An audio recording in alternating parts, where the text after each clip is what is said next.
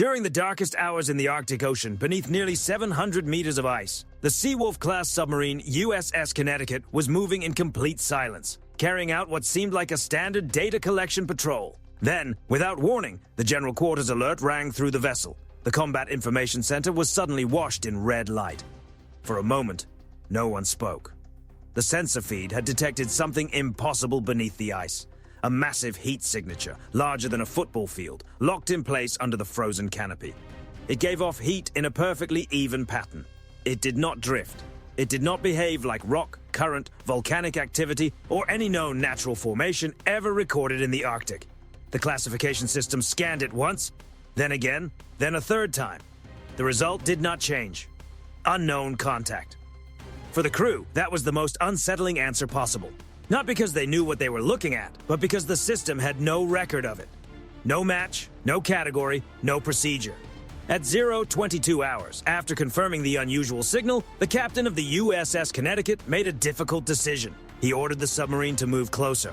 The crew began a hover maneuver, guiding the 9,000-ton vessel inch by inch until it was only 40 meters from the ice keel. At that depth, controlling a machine of that size was like trying to park a massive truck inside a pitch-black garage, with no windows, no headlights, and only instruments to guide every movement. One slight error could send the sail into ice harder than concrete. Once the Connecticut stabilized, the readings became sharper. The heat below was not spreading randomly. It was moving through fixed channels. The surrounding water was being redirected in a steady, organized pattern, almost as if some kind of cooling system was actively pulling it in.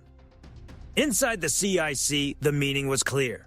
This was not just an object. Something under the ice was operating. The Connecticut adjusted its depth, maintained silence, and continued collecting data. Slowly, the full shape began to appear. Deep within the ice was a structure nearly 1,200 feet long, about 360 meters from end to end. Reinforced plates, support beams, ventilation outlets, and heat exhaust paths were suspended beneath the frozen canopy like a hidden installation carved into the underside of the Arctic itself. Then the sensor system completed a rapid structural analysis, and the scale became even more difficult to explain. There were multiple docking compartments, each large enough to hold strategic submarines. A compact power reactor appeared to be active, releasing faint energy traces. Life support readings suggested that more than 200 people could be inside. For the officers watching the display, the image was impossible to ignore, because what they were seeing looked far too organized to be an accident. This matches the kind of design often associated with Russian undersea logistics and strategic energy infrastructure. Heavy, practical, built for extreme cold and crushing pressure rather than speed or flexibility. And its location made the situation even harder to ignore. The structure sat deep inside Russia's Arctic stronghold, an area where Moscow protects the patrol routes of its most valuable strategic submarines.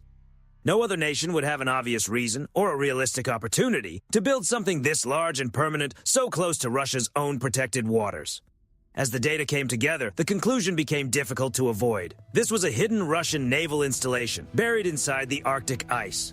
If the readings were accurate, the engineering achievement was almost unbelievable. A massive under-ice facility with submarine docking bays, an independent power core, and support systems, all suspended beneath the frozen ocean ceiling. No public announcement. No visible construction footprint. No clear satellite evidence. Building something like this without being noticed would be like hiding an elephant inside a refrigerator. At 02:30 hours, the USS Connecticut remained steady just beneath the ice canopy. After more than 10 minutes of passive observation, the captain gave the order to prepare the unmanned underwater vehicle for a closer visual inspection of the structure below. Then, without warning, a sharp acoustic pulse swept across the hull. It was short, controlled, and powerful. Inside the Combat Information Center, every screen lit up with red alerts at once. Beneath the massive thermal zone, part of the structure began to move. Water pressure shifted suddenly. The current split and rushed outward as if a giant gate had opened inside the ice itself. Then something emerged. A huge dark shape pushed out from the entrance in complete silence. It did not move with the smooth, graceful motion of a modern submarine. Instead, its stern churned through the water with raw force, sending heavy pressure waves through the surrounding ocean. The disturbance was so intense that the Connecticut's hull sensors began to vibrate. The object continued forward, gaining speed slowly but relentlessly. 15 knots, 20 knots, then 28. It made no attempt to hide, it did not turn away. It drove straight into open water like an armored beast released from a hidden hangar. The Connecticut's onboard database immediately began comparing the contact against known acoustic signatures from naval vessels around the world. Seconds later, the classification screen returned the same result no officer wanted to see: unidentified class. Through thermal imaging and photonic mast feeds, the crew realized they were not looking at any known submarine design. The vessel was roughly 140 meters long, but it lacked the sleek, refined profile of most deep-sea craft. It looked more like an underwater armored carrier, broad, blunt, and heavily reinforced. The bow was thick and rounded, with large external modules fixed along both sides, giving it the appearance of something built for brute strength rather than elegance. But the most unusual feature was at the stern. The vessel used not one, but two massive counter-rotating propellers. That setup is rare on modern submarines and suggested a very specific purpose. This machine was not designed primarily for speed. It was built for power, stability, and the ability to move extremely heavy loads through deep water. Its outer hull was covered in sound-dampening tiles, designed to absorb active sonar signals and reduce detection. On the Connecticut's displays, the object appeared less like a vessel and more like a moving shadow in the water. A true acoustic void. Later, Western intelligence would allegedly identify the vessel as Project Y9854, also known as K-77H Spectre, an enormous deep-diving craft powered by a 200-megawatt liquid metal reactor and designed to operate beyond 1,000 meters, a depth where even the most advanced pursuit systems would struggle to follow. The captain of the USS Connecticut reacted instantly. He ordered the crew into ultra-quiet running and initiated an ice keel masking maneuver, allowing the submarine to drift among the natural chaos of cracking Arctic ice. The goal was simple: hide the reactor's signature inside the unpredictable noise of the frozen ocean above them. Every officer expected the unknown Russian vessel to turn and focus on the Connecticut, but that never happened. Instead, K-77H did something no one in the Combat Information Center expected. Its twin propellers spun with sudden force, tearing through the water and creating a violent cloud of cavitation behind it. The ocean erupted with a deep, rolling pressure burst that echoed through the ice like distant thunder. Then the massive submarine surged forward. It was not maneuvering tactically. It was not searching. It was not trying to gain the upper hand. It was leaving. Russia's most advanced undersea machine, one of the most guarded assets ever hidden beneath the Arctic, was racing into open water as if something far more dangerous had just appeared behind it. Then the Connecticut's radio room received a short transmission on a NATO frequency. It was brief. It was urgent. Only 3 letters came through: run. As K-77H vanished into the darkness, leaving behind a warning no one could explain, the crew of the Connecticut barely had time to process what they had heard. Moments later, a strange sensation spread through the entire submarine. It did not begin as a sound. It began as a vibration. 70 hertz. That frequency sits at the edge of what the human body can truly process. You do not simply hear it, you feel it. It presses against the chest, unsettles the stomach, and creates a deep, instinctive sense that something is wrong. Imagine standing beside an enormous speaker, except there is no music, no rhythm, and no voice. Only a heavy pressure wave moving through your bones. That was what the crew began to feel.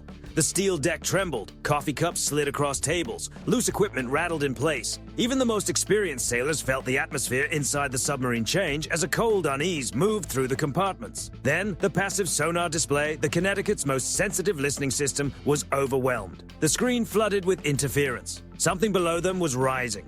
From roughly 600 meters deeper in the water column, a black shape began to appear. At first, the officers assumed the system had made a calculation error. The object was too large. The scale made no sense. The weapons officer checked the numbers again. Then again. The result stayed the same. The object was nearly 900 meters long. To understand that size, compare it to a Nimitz-class aircraft carrier, one of the largest vessels ever built by the United States Navy, at around 330 meters. This thing was almost 3 times longer. It was like a skyscraper laid sideways and moving silently through the deep. The amount of water it displaced was enormous. Pressure sensors along the Connecticut's outer hull began issuing alerts as the surrounding ocean shifted around them, as though the submarine had been caught in the edge of an invisible underwater surge. But the most disturbing part was not its size. It was the way it moved. There was no propeller noise, no reactor vibration, no mechanical rhythm, nothing. The object glided upward in complete silence, smooth and effortless, as if the rules that governed every known vessel simply did not apply to it. The Connecticut Spectral Analysis System tried to identify the material covering the object's outer shell. The result was so impossible that the scientists reviewing it later could barely accept what they were seeing. Traces of element 120. In known chemistry, element 120 is not a material that can be mined, shaped, or used in construction. It exists only in highly controlled laboratory conditions for fractions of a second before breaking down. And yet, according to the readings, a stable form of it appeared to be part of a durable alloy wrapped around an object nearly a kilometer long. At that moment, every theory involving a classified Russian or Chinese project began to fall apart. No nation on Earth was known to have the capability to build a moving undersea structure of that scale using a material that should not exist in stable form. Inside the Combat Information Center of the USS Connecticut, no one spoke. Every system on board had been designed to identify known categories: submarines, surface ships, unmanned vehicles, seabed installations, and underwater hazards. But this object fit none of them. It was not something the crew could classify. It was not something they could approach with normal procedures. It existed completely outside every scenario the Navy had trained for. The captain did not order the Connecticut to follow it. He did not order an immediate withdrawal either. Instead, he gave one instruction: record everything. Every vibration, every sonar echo, every pressure change, every fragment of data. Because in that moment, the crew understood something deeply unsettling. The Russian facility beneath the ice was not the true center of the mystery. It was only a human outpost built in a place Moscow believed it controlled. But in reality, that base had been placed beside something far older, far larger, and far beyond anything human engineering could explain. The enormous object showed no interest in the Connecticut. It made no move toward the American submarine. It did not respond to the Russian installation. It simply passed through the area as if both were nothing more than small details in the background. Then, as the nearly kilometer-long shadow moved beyond sensor range, the ocean slowly changed again. The pressure around the hull returned to normal. The low-frequency vibration faded. The interference disappeared from the screens. And then came silence. Not the ordinary silence of deep water. A heavier silence. The kind that feels worse than noise because it leaves the mind to fill in the blanks. Now the scattered details began to connect. The Russian base had not been built on the seabed, but suspended beneath the ice. Their heavy undersea vessels were not designed only for transport or defense. And K-77H, one of their most advanced machines, had not challenged the unknown object. It had left the area as fast as it could. That meant the base was not just being hidden from American surveillance. Moscow was watching something below it. Something it could not command.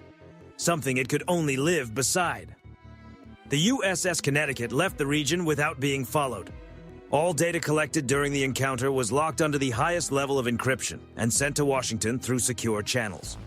The first officials who reviewed the report said nothing publicly. No announcement, no briefing, no denial, no carefully worded explanation. Only one short directive was issued afterward. Maintain a presence beneath the Arctic ice, but avoid direct interaction with the unidentified object under all circumstances. For the people who had been aboard the Connecticut, that patrol changed everything. The Arctic was no longer just an empty white space on a map.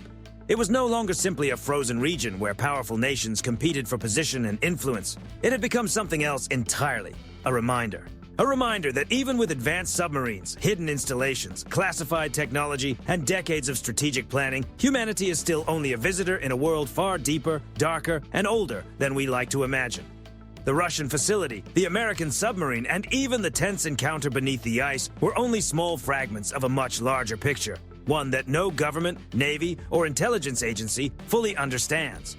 Far below the frozen surface, beneath hundreds of meters of ice, the ocean continues to move by its own rules. It does not recognize borders. It does not care about flags. It does not follow human strategy. And sometimes it allows us to see just enough to begin asking questions. Then it takes the answers and hides them again in the dark. Before we end, one thing must be made clear.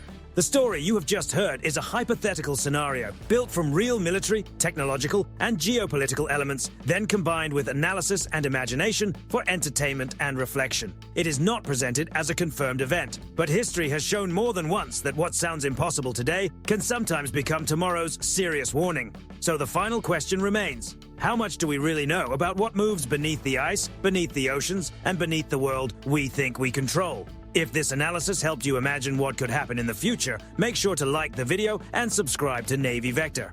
Every episode is created to offer a thoughtful perspective based on military knowledge, strategic analysis, and realistic possibilities, not to spread panic or present speculation as fact. Thank you for watching, and I'll see you in the next one.